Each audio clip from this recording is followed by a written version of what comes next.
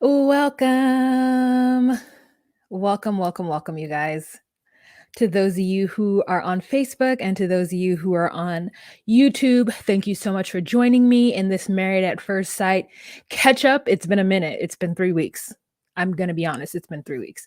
So I'm going to let you guys get into the room again. At the beginning of this, I always allow you guys to have 5 minutes to enter the room, see who shows up. This is last minute. Nobody was expecting it. So I don't expect very many people to show up for this, but you've got 5 minutes. Go ahead. Talks amongst yourselves.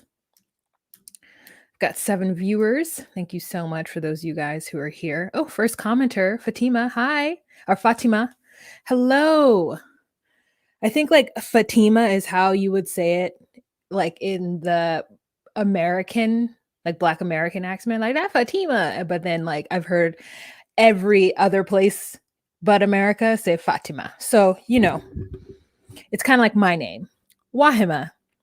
But people, American accent, want to say Wahima. And I'm like, no, it's not Wahima. It's Wahima. Be like, hey? All right. Oh, a lot of people are in the room now. Hello. They sent out the message. Linjay, thank you guys so much. Tiana, woo, you guys. Are you guys caught up on Married at First Sight? I hope you are, because that's what we're doing today, Married at First Sight. And then at 3:15, we're going to talk about Seeking Sister Wife. And then tonight, after I get back and possibly do some cleaning, I might jump into 90 Day Fiancé, The Tell-All. Because did I watch 90 Day Fiancé Happily Ever After? No. Do I want to watch it? No. I honestly don't want to watch it, you guys. I really don't. And I feel like I won't because I don't want to watch it. It's like, yeah. Anyways, be right back. I don't want to watch it. Like, I just am like not excited about any of these couples. I feel like everything is just going to get on my nerves unless I change it to like hate watch 90 Day Fiance with me, where I just talk about how awful the season is, the entire recap. And that's negative, and I don't want to put that negative energy out there. That's tea, you guys. It's Tavana. Oh, no, it's Tazo. Awake tea. I bought it thinking that it was going to be unsweetened. It was not unsweetened. Normally, I don't like sweet tea, especially tea that somebody else sweetens because it's usually too sweet. But this one was actually pretty decent. Okay, where are we at? 2 minutes and 58 minutes. 2 minutes and 53. We're at 3 minutes now. All right. So Audrey says she doesn't want to watch it either. Crystal says that she feels me. Labracina, thank you so much. If you wanted to get more information about this wig, it is going to be linked down below. I've got a little makeup on it right here, but it's the dread wig. I'm going to say that for the price, it was great. It's not holding up as well as I would like it to. It's not as versatile, like this is very much giving me wig, this is giving me wiggy. So I don't know how this fares in the real world. So there's that. Got my right eye, which is watering. Some makeup I put on doesn't agree with me. Okay, let's get my notes together. We're almost there, you guys. All right, we're not talking about that. We're talking about Married at First Sight. Oh, look. No notes. Not a note to be had. So I think the last one I have where I put is Eric drunk? The Tantra Yoga. That episode is the last episode I took notes on. I've just been watching them, just watching it. It's getting on my nerves too. It's all getting on my nerves. The only thing that didn't get on my nerves was RuPaul's Drag Race.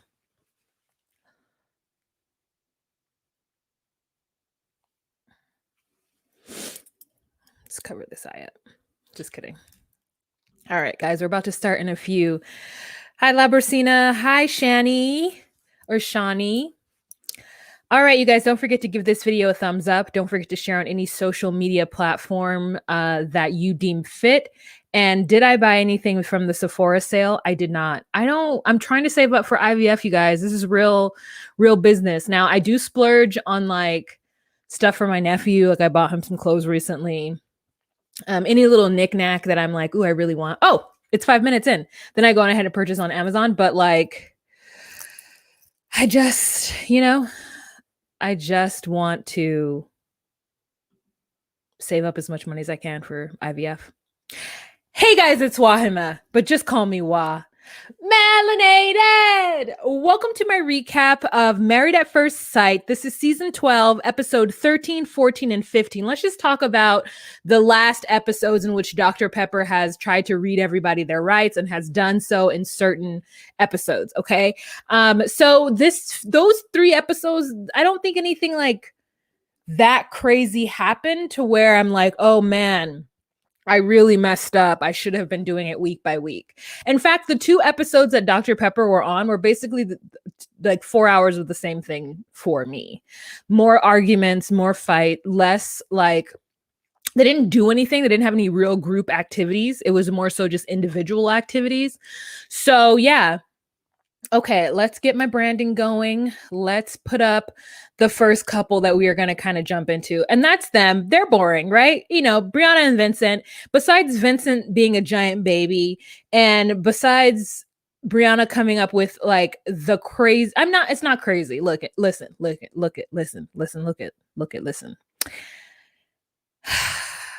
The reason why this show is so interesting, especially in the US, is because of the hoops that the contestants the check marks that the contestants need to have in order to really be accepted on this show. And I don't know if it's because it's too hard on the back end to do all this like research and work. I don't know if the judges, not the judges, but the pastors and the experts. The experts are just so busy that they can't kind of do all the deep diving preliminary work. But we find out that Brianna is physically terrified of having children and she has high blood pressure. So the first time they mentioned it, it was kind of like, okay, girl, you have high blood pressure. What does that exactly mean? And she's like, well, I don't think people know what it means to be. And I'm like, no, girl, we don't know. Like, I have no idea what you having high blood pressure means about you having kids. Like, I don't know those 2 things. I don't know what they mean in tangent with each other. Turns out that when you are a young person with high blood pressure, you run the risk of having a very, hard pregnancy. And it's a real danger. On top of the fact that she has an actual fear of giving birth. Like, she has an actual fear of her body changing. She has an actual fear of, just that transition. Now, that is something to me that I think should have been talked about immediately. I think that should have been one of the first conversations to be had. And this is me with my old-fashioned brain, not, I guess, respecting women as much as I should. I don't know. I know someone's going to have a problem with me saying this, but I think that in my world, in my trajectory, there is some kind of unwritten rule that like when you get married, you want kids. Now, not to say that this is like hard in stone. Obviously, if you were to do the traditional way of getting married where you meet somebody first and then you get to know them and then you get married, obviously that's going to come up, right? But when you're put into a fast situation like this, your want to have kids needs to be in the exact same place as the person that they set you up with. So you need to specifically say, I want somebody who can take kids or leave kids. That is what I want. Not take kids or leave kids, like who doesn't care either way. They would be happy being married in either situation. That's what I meant to say. And if that's not what I conveyed before, then I apologize.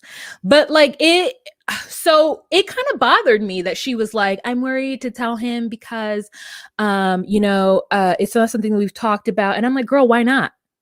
why not? If that is something that is like truly a desperate fear of yours, you need to be with somebody who's okay with not having kids. And marrying this Dominican man, to me, in my experience with Dominican men and Dominican people in general, is not it. It's not it. Like in America, we are like, yeah, you know, we don't want kids and we don't need to get married. And then you have other countries where they're like, we want kids, we want to get married. We want it in the Catholic Church. We want it underneath God, catechism, first communion, all of that. Regardless of if it's something that they live every single day, the idea that you wouldn't get your kid to go and get baptized blows everybody's mind. Even though nobody go to church, you know what I'm saying? People don't be praying before meals or at bed, but you going to catechism, you are going to get baptized. Like they're just, and it's cultural, right? It doesn't necessarily have to do with religion. And so to me, Vincent seems like the type of dude who, because he grew up very poor, because he grew up without, and because he was envious of, of the things he didn't have when he was younger, and that included a 2-parent household, he wants those things and he is fighting tooth and nail for those things. And sometimes Brianna's privilege just like jumps out in front of her and she's unable to see his perspective. So he says that he's never envisioned a life without kids. And so the fact is he's never even thought of adopting. Like, so it's not even that he's never even been like, I'm going to have like the kids are going to come from my loins. Like it's a visceral thing for him. Right. And so there's that. Then they're also going over their money. Right. And she's going through, like, she spends like $800 a month on, I mean, it wasn't that much, but she spends like a lot of money a month on the beauty stuff, right? And listen, wax it, do your nails, get your hair done. You know what I'm saying? Facials. There's a lot of things. Yes, I have been known to spend too much on such things, lady-wise.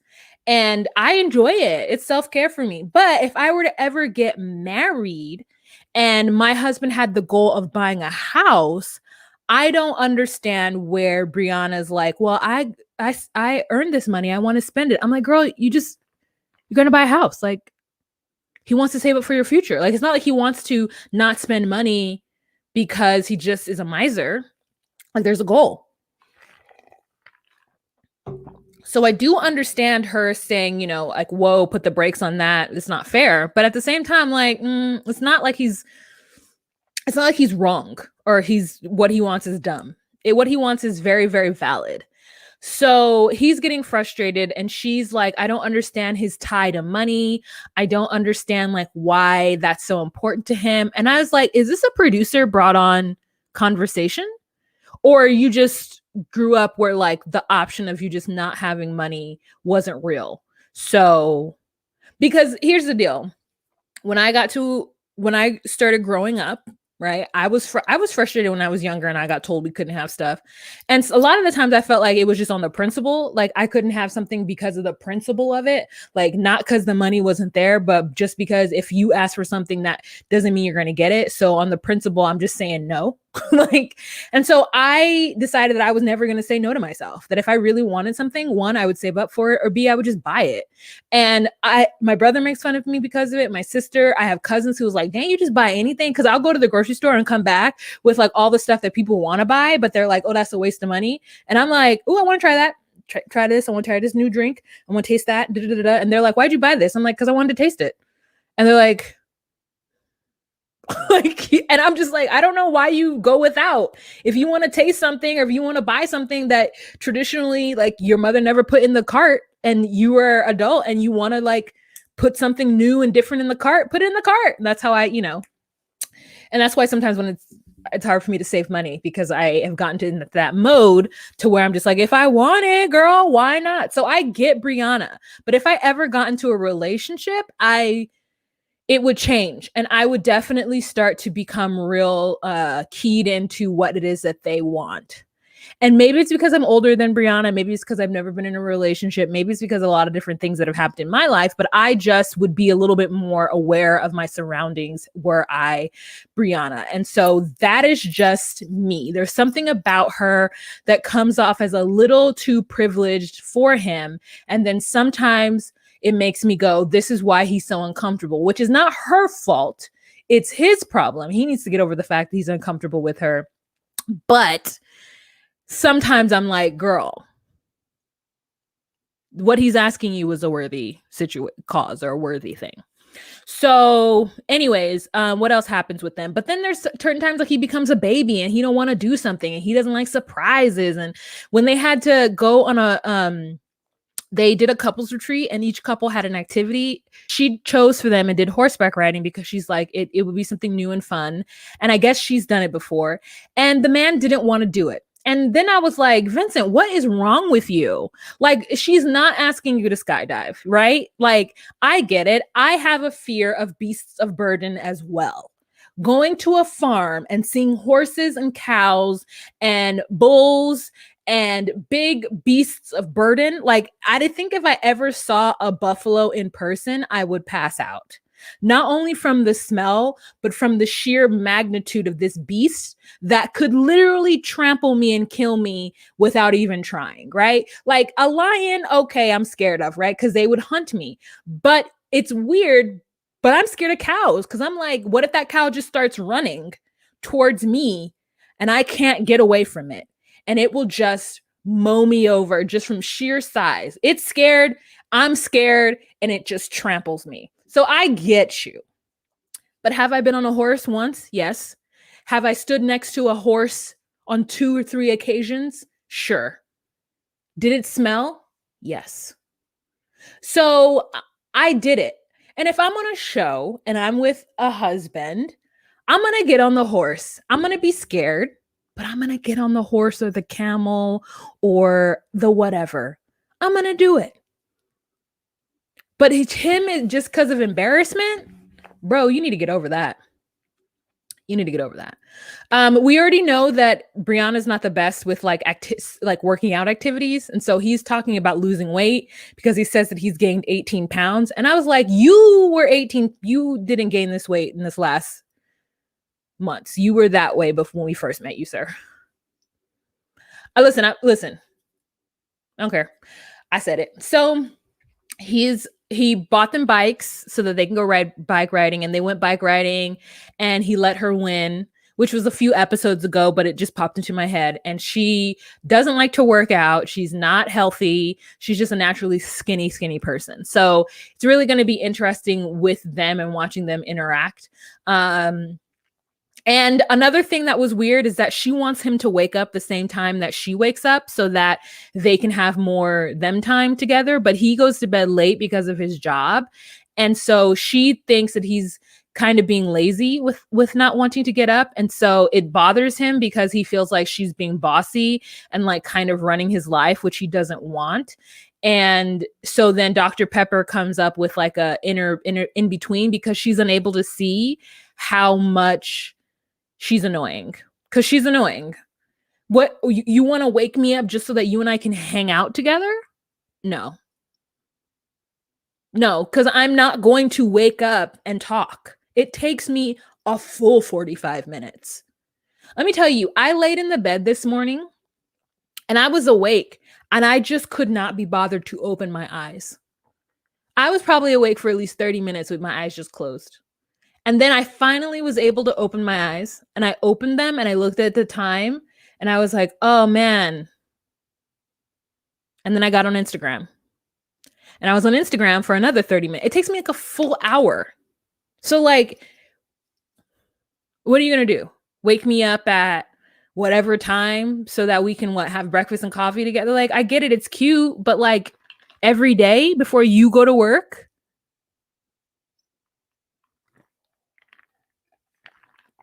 Like, no, that's not me, girl. Okay, so I think that's pretty much it for those two. Brianna's a lot. She comes with a lot of stuff, and as much as I feel like Vincent is doing a good job with going with it, his stuff is like all or nothing. It's like when he gets upset and feels like she needs to be doing something, he's ready to throw in the towel and break up. And that's what I don't like. Is that he makes it feel like he doesn't want to be around her when he gets mad. And that's the shit I don't like. Like, no, that can't be your default all the time. And speaking of that, like, let's just break up. That's your default all the time. Let's move on to this train wreck, okay? Because Eric and Virginia should not be together. They are a train wreck. It is annoying to watch. He has a stupid smile. She's always smirking, and her lips are fully dry. I need her to stop putting foundation on her lips and just give us a good moisturizer, like give us a good lip scrub. Always just wear your Carmex, because I'm sick of seeing her dried chapped lips with foundation over them and her just like smiling and squinting all the time. So anyways, so where we have with them is they're constantly fighting. It feels like she's crying every single episode. And it's just like, girl, get out of this. And it's not that it's his fault or her fault. It's both of their faults. Okay. So she still doesn't understand what's the big deal about her passing out on a friend's couch. He still wants her to be at home and be his wife. She ends up meeting with his brother's wife. So her sister-in-law, I guess, by marriage. And the sister-in-law is like, yeah, nah, this is everything that Haley's just told me is not going to work. Not for them and their family. And Eric has a definite idea of what the blueprint for marriage is. And for him, marriage is a certain set of things. And it's not necessarily those things for her. And she's trying to get him to understand that. He's had a conversation with her dad, and her dad told him the same thing, is that, like, you know, not only is his blueprint not real, but that's not what she learned. And then we have a segment where they all tell each other about little stuff in their path, right? Like Brianna was a dancer, and so she introduced him to her tap dancing. And then we had Virginia, who basketball was a huge part of her life. So now we start to understand why she has a lot of guy friends, because she played basketball from junior to high to college, I believe. And so she's just about that athlete, like out with the boys, out with the girls, like let's watch sports type of life. And you know, that's very different from Eric. So they got together and played a little basketball in which he tried to show her up. And it was so weird because it was like, let her excel at this thing that's her thing. And so then afterwards, she shows him pictures of herself as a kid. And then for the flip side, they go to his family home and she sees all the pictures of him as a kid. And they just have such different upbringing and background that Eric loves to talk about. It's like Eric wants to be like, well, my family was perfect and we did things the way they were supposed to be done. And we're that like quintessential American family. But her family did things off the beaten path. They're not quintessential. They're not all American. And so I have to teach her how to be all American because she doesn't know. She's a heathen. And so the one thing about Virginia is that Virginia will always stick up for herself. She will always say the things that she needs to say, even though she's like, you know, hunching her shoulders or whatever and being weird. But like, she's always able to articulate how it is that she's feeling. So when they have a conversation with Dr. Pepper suggests that maybe they have a conversation where they haven't been drinking. And when he brings that up to Virginia, Virginia's like, absolutely not. There will never be a scenario in which I probably haven't been drinking. That strikes me as a problema. But, you know, it is what it is. So they're arguing about the dog. Dr. Pepper basically tells him that this dog is not yours. It's her dog. And if it were a kid, would it be your kid? And he's like, you're right. Actually, I didn't think about that. He's like, good. She's like, good. So leave the dog situation alone. And then when she talks to them about how their relationship is, it's like, we're doing okay. Like, you know, but we just only argue about the big stuff, not the little stuff. They're like, well, the big stuff is what matters. You know, he wants her to change everything that she thinks about life, marriage, kids, and everything. And he's doing very little in return. He just really wants to make her conform because he's from an all-American military family. And so obviously they're better and they know what's right. And she doesn't know anything. We find out a lot about Virginia too. We find out that her mother left in high school when she was in high school. And I just don't understand that. I don't understand how and I don't want to judge the mom, but I'm like, how do you just leave what are the circumstances? Like, If it's just that you were just like, well, I'm not going to fight with this kid anymore. She can stay here with her with her aunt. That's fine. I'm out. Like, okay. Okay. Like, if it was best for you, but that's real jacked up. So she has abandonment issues. Like, she's got to. Then we have Virginia's sister comes over, and Virginia's sister and Virginia don't look alike. So that was weird. And then she again tells her sister that they're getting along swimmingly except for the big stuff, which is just like, then you guys aren't getting along. So then they go to the couples retreat. And what is their thing that they do? I can't recall. I don't know what they do, but they end up fighting while they're eating crabs. They end up arguing because when Eric doesn't like that Virginia brings up topics that they're arguing about in front of the cameras. He doesn't like it. And he also doesn't like it when she brings it up in front of the other couples. Like, he has some kind of like immediate negative reaction to him being seen in a bad light. So he immediately has to throw her under the bus in front of everybody.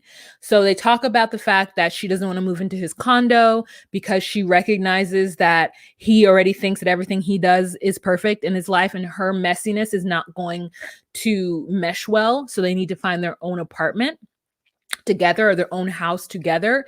And she keeps telling him to sell his condo so that they can take that money and put it towards their own home, but they can't. But he doesn't want to, because he's like, this is an investment. Like, I'm a real adult, so I don't understand why you're wanting, this to change. But then we start to realize that it's because of her cat. And she is talking about her cat sleeps on her chest, and she wants to somehow convince him that he just needs to take allergy medication. And at this point, if I were Eric, I would just walk out of this relationship now. Like, this is dumb. Like, I'm sorry. Listen, let me tell you right now, cat is a deal breaker for me. And I know some of y'all have cats and y'all love y'all cats. I cannot live with a man who has a cat. And then on top of that, maybe I could. Like, maybe if I put myself together, maybe I could. If it was like a non-shedding cat that was never in my way, and no cat food, no cat hair ever got into my kitchen, ever got into my living room or my bedroom or on my clothes, then I could do it. So basically, if the cat were imaginary, I would absolutely be able to do it. So from that perspective, like, yes, but no, if this cat sleeps on your chest at night and I get sick, no, you have to give your cat away.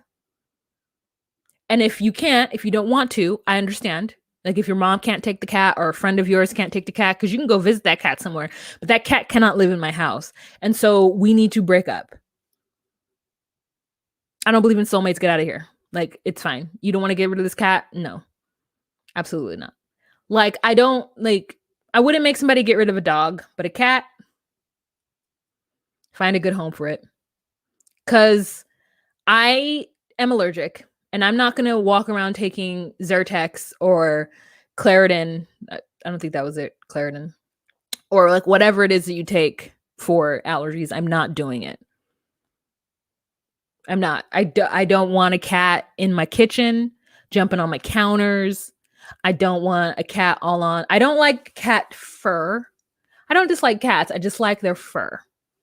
So, anyways, that is that conversation. Virginia's a lunatic if she thinks that this man could just be taking allergy medication for the rest of his life in order to be with her, and this cat sleeping on her chest. Absolutely not. So, yeah. So it's like they both are like a little crazy, and I hope that they don't say yes on marriage day. Like, for Virginia's sake, Virginia can't be with Eric because Eric is ridiculous. And he needs to find a nice conservative woman who just wants to follow her man around, because he's like, I wanted somebody who was independent, but she's a little too independent. And I was like, no, you did not want someone independent, girl. Like, there isn't everything that you find annoying about Virginia is her independence. Every single thing except for the cat thing, but every other thing is her independence. It's the fact that she doesn't want a traditional marriage, the fact that she has guy friends and other friends, the fact that she doesn't necessarily need to be hugged up underneath you when you guys are out in public, and you could lose her for 45 minutes in a bar. Like, that is everything that you do not want. So I don't know why you said that. Like, I think sometimes men need to actually write down what it means to be independent and loyal. Like, those two things, when men say that those are the qualities that they want in a woman, I always think to myself, what is your definition of that? What do you need to be loyal for? I'm sorry, are you the king of like a realm and you need loyal subjects and soldiers to go fight your wars and not steal taxes from you? I'm sorry, I'm your partner. Loyal to what? And how, besides cheating, how can I prove loyalty? Like, when a cop pulls us over, I get in and jump in the fight too. Is that how I show you I'm loyal?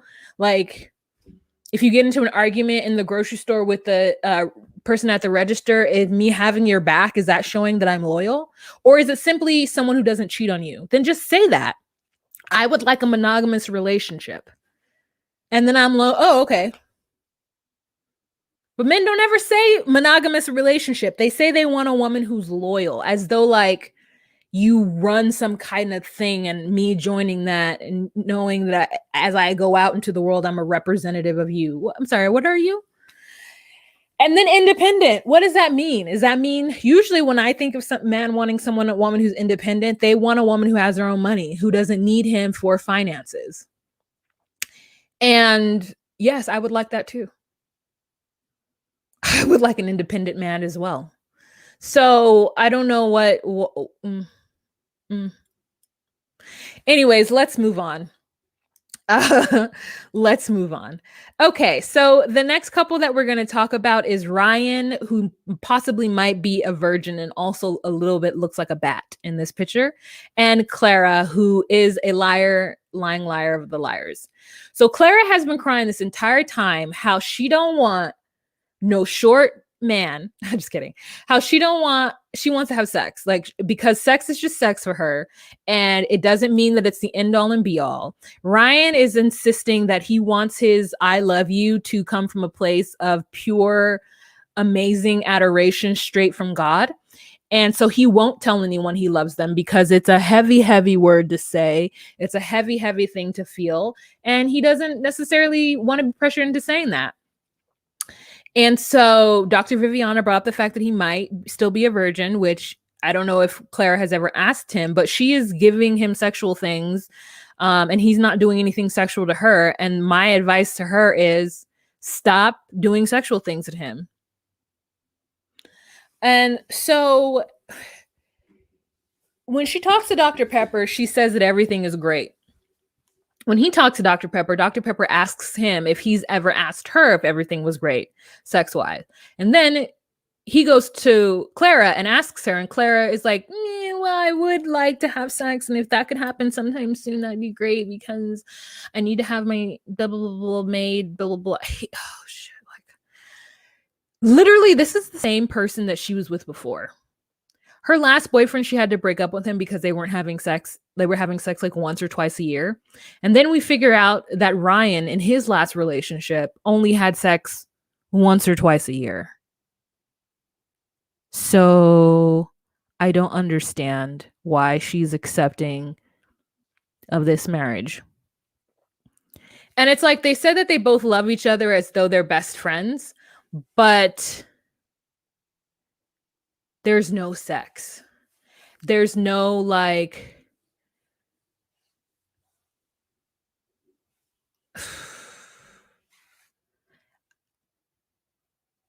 there's no intimacy in the way that she wants, besides like her putting her feet on his lap. So they're late to the couples retreat. She gets there. What do? They paddleboard. And it's a good bonding moment. But again, they're just friends, these two. They're like good friends.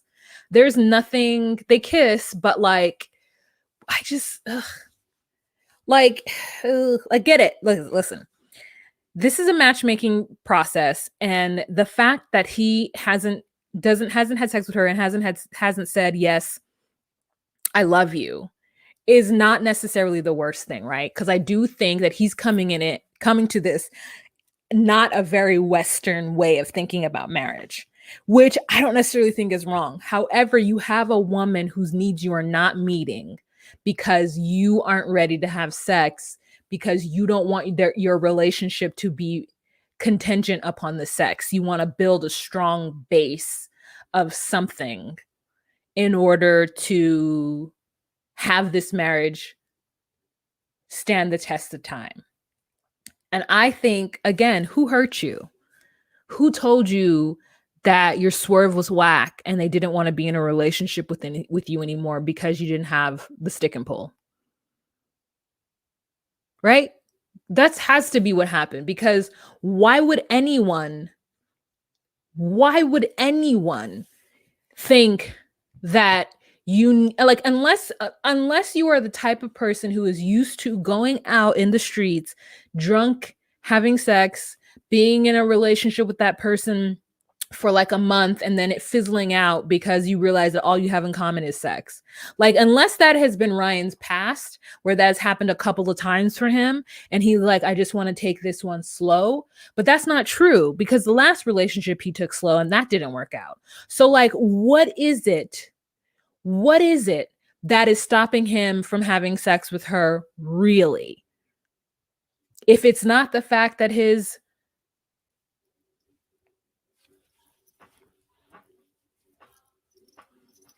is bad. His stick and move must be bad. The motion of his ocean is not good. It's not a swerve scoop. It's just like an in out. And it could just be an in and then it stays in and then they pulse. Have you ever seen that? Oh my God. And sometimes I'm just like, have you never watched pornography? Like, why would you think that going this and then just like, or this and then just like, why would you think that that is doing anything for me? You don't think that the friction of this, you don't have to come out. You don't think that the friction of this it's interesting as opposed to just this? And then you're like, and then this person doesn't know what to do because this person is just like, and so then you're just like, okay, let me turn over. That way, at least I can have more action so that when it's happening, at least I can be like, I can try to help. Idiot.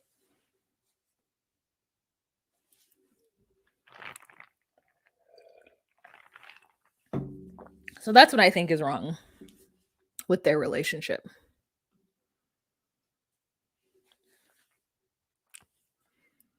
You're welcome. You are welcome. So anyways, that's what I think about them. They both lied to Dr. Pepper about things being okay. And it just is dumb because it's like, why lie? Just be honest with how things are going so that they can help you fix it. And I feel bad that there's like pressure on him to have sex, but I wish that he would just be honest and say really what it is. Just say really what it is.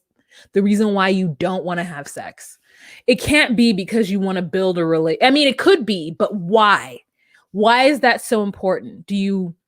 Are you like, no, I've had a relationship where all she wanted me for was my penis. Like, say that or something, girl. I don't know. Anyways, so let's move on. Okay, so Haley and Jacob, you guys, these two keep trying, but honestly, Jacob is too hurt to really move past anything. And Haley doesn't think that she did anything wrong. That's the problem. Haley really doesn't think that listen, I wish I had the ability to deflect anything coming my way, right? And maybe it's because she's young. Maybe it's because she just hasn't had any therapy in her life. But it's like these two ships just keep running into each other when they don't have to. And it's because one feels attacked, and then so the other one backs up, and then they feel a certain other thing, and then it's just like we can see it happening. So Jake gave her a present at their wedding, and she thought it was a necklace. She opened it up.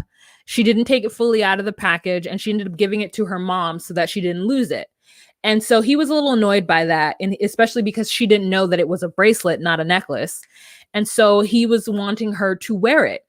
I think that he should have said, please wear this on our wedding day, if he really wanted her to wear it. But she thought it was a necklace, so she didn't wear it because she was wearing a high-necked dress for her wedding. But she could have worn it if she had checked it to see what it was.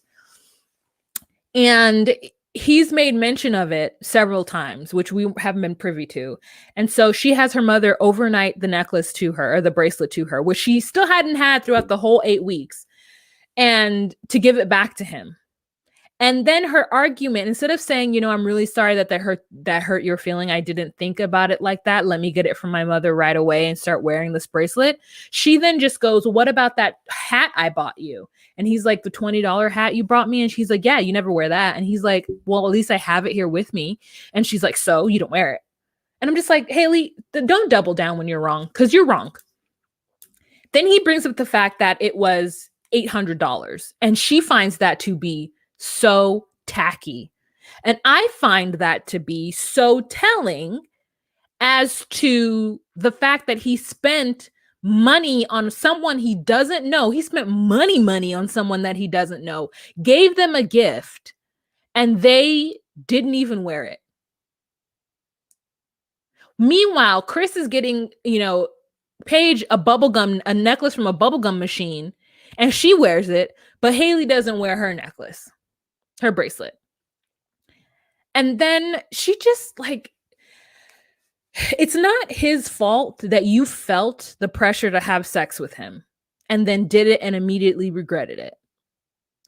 It's not his fault that you thought you could do this process, and when you got into it, you realized that it was harder than you ever thought it was going to be. So the way you're behaving is not anyone's fault but yours, and you just need to fix the way you're behaving, Haley. Haley's wrong, and I've said this from the beginning.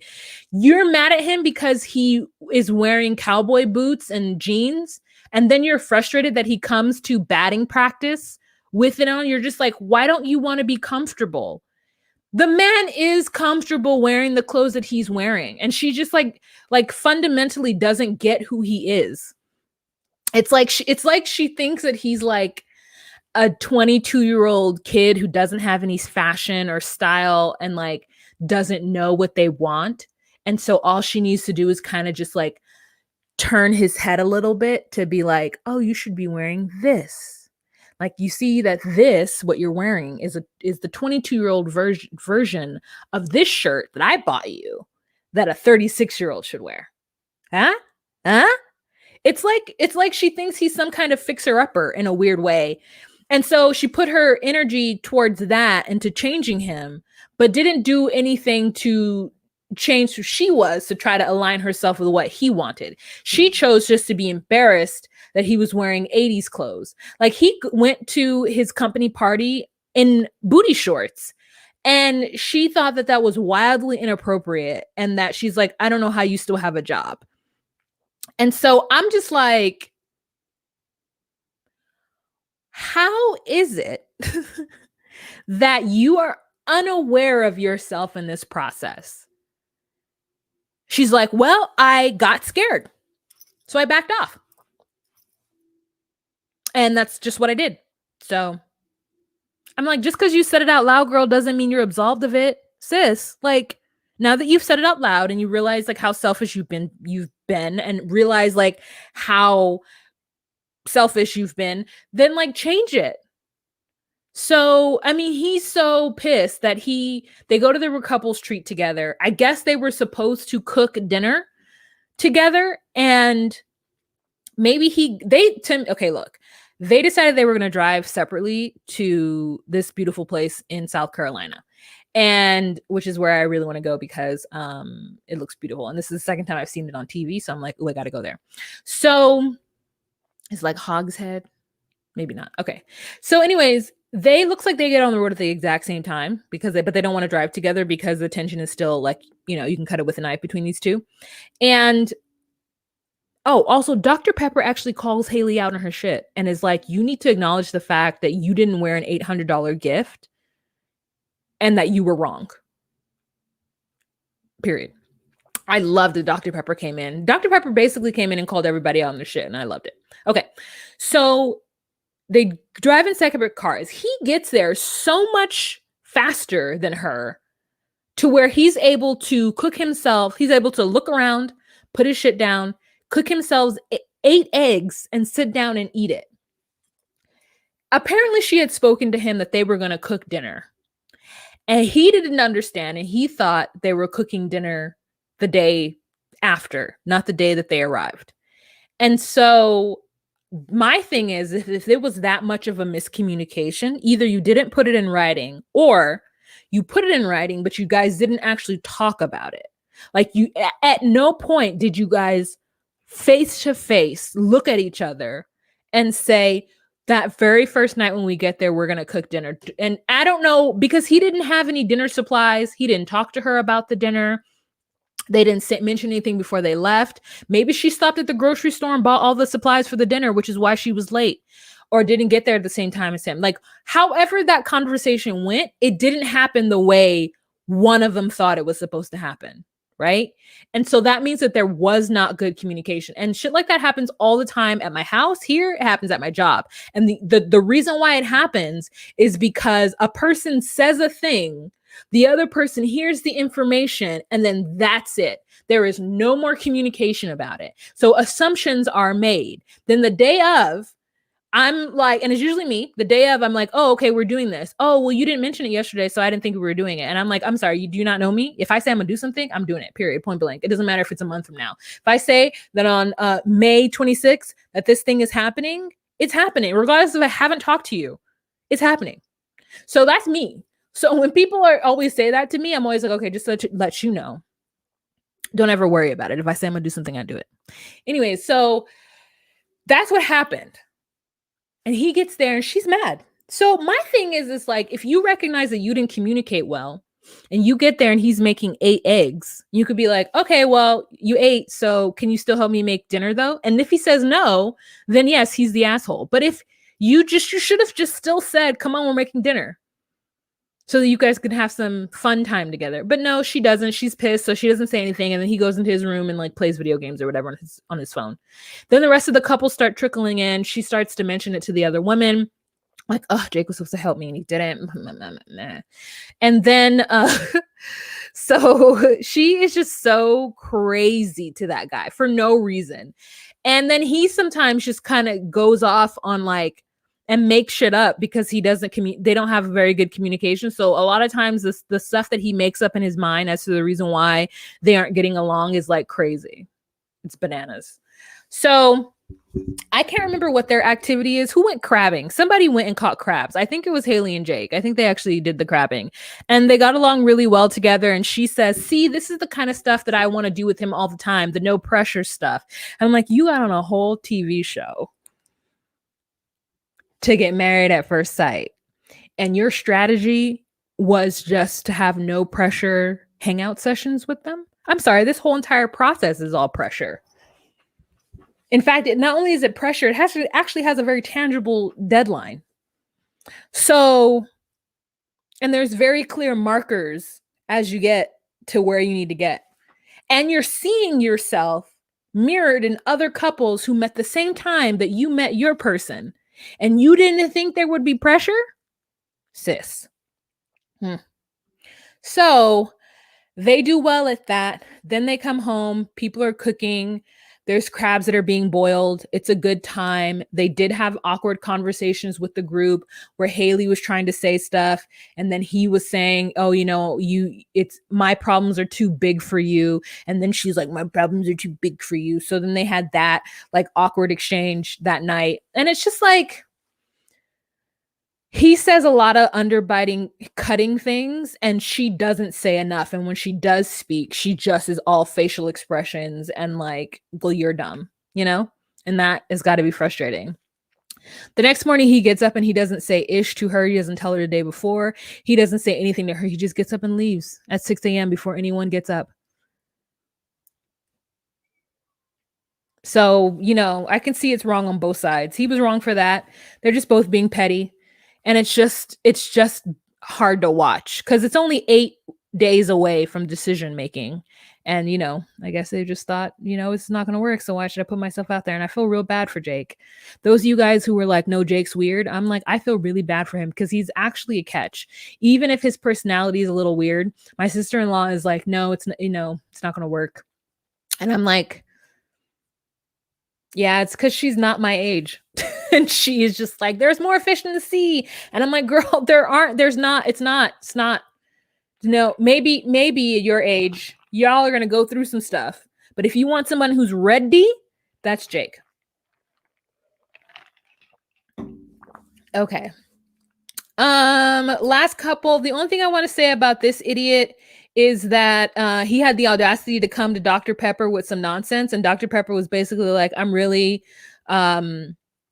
disappointed in the way you tricked us, and that the person that we hired is not who you are right now. And then he talks to Pastor Cal, and he tells Pastor Cal that he's just not attracted to Paige's face, and that there were tons of beautiful white queens and black queens and Latina queens in Atlanta, and they had to give him this person who he just was not attracted to. And Dr. Cal was like, why did you have to buy your girl a Mercedes? Like, she doesn't even drive. Why you didn't even give this a chance? He's like, I did give it a chance. I gave it a week in Vegas. So I did everything I was supposed to do, and Paige is not perfect. And I'm just like, to the point where like they can't even talk to him because I think they're going to start cussing at him. So they just like want to get away. Like, yeah. He had the audacity on national television to say, call this woman ugly. And the thing is, though, I don't think Paige is ugly, but I don't think Paige is ugly, period. But I initially worried that he wasn't going to find her attractive because she doesn't have a traditionally American beautiful look. And I think that the camera and what we've seen on TV, the lighting is wrong or something, or she's just putting on foundation and not giving us any kind of like dimension to her face. So, and it's shiny at all times. So like from what I've seen, and when I see pictures of her, I'm like, oh no, she's beautiful. Like, but that's not what we see all the time. This what we see is not what we see. You know what's bad is her hair. Her wigs are horrible. Her braids, her locks, cute. But it's like just lash and just face. Like, can we get a lipstick? Can I get a blush?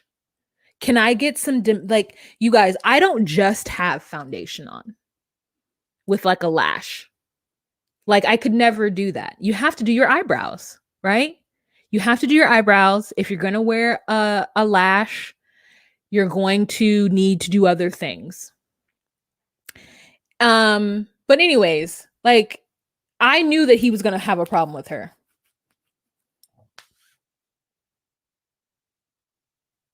Like, I knew he was going to have a problem with her. But for him to say that I wasn't attracted to her face is such a middle school stupid ass thing to say, because she has such a beautiful smile and she looks like she's dope as F to hang out with, body banging. She keeps herself to like, she is a lady. You know what I'm saying? Just like annoying. She needs new wigs for sure.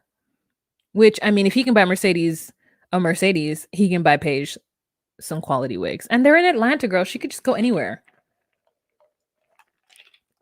All right. Did we talk about everybody? Is that all we wanted to say about everybody? We did talk about everybody.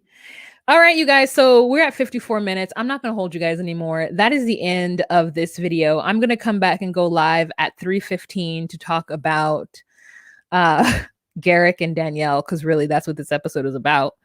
And then maybe later on tonight, I'll talk about the tell-all. But honestly, I don't think I'm going to review 90 Day Fiancé Happily Ever After season 6. Because I don't give one F about these people. Now, what I will do is probably watch it, and when something interesting happens, pop on and talk about it. But it's not going to be a whole thing. So you guys have a fantastic day. I wish you all the best. I hope that you will join me in about 45 minutes at 3:15 Pacific Standard Time or 6:15 Eastern Time, or 6, 7, 8, 9, 10, 11 p.m. 15 Greenwich Mean Time. All right, you guys, have a fantastic day. Remember to be you, be true, and find your place. Bye.